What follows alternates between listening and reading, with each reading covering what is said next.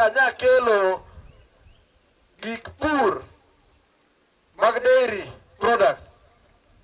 Maka uno Nyakach buro mero loso chagi kendgi to gitere supermarket. Gik ma nyakelo go are worth 31 million. Niso ni kata pesa momiyo achak could not do it.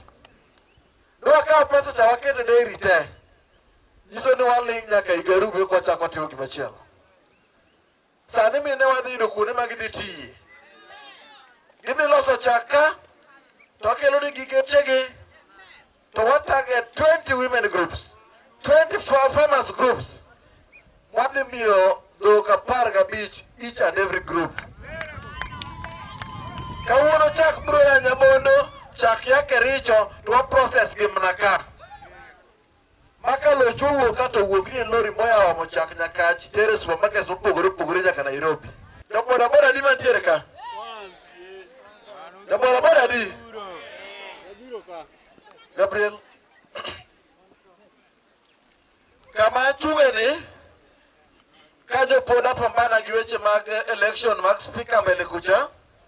Now representatives of the county government Makisumu donge mondo ubed registered fully.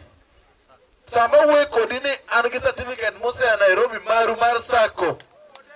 Na sekere singaluf 100 as a down payment. Dotelo wete na osiepe na bro bedo kanyo mo pesa gulu no. Ubedwa ni ukungo tuolo kanyo. Kawuono an gi giro ka ado tango ni godo.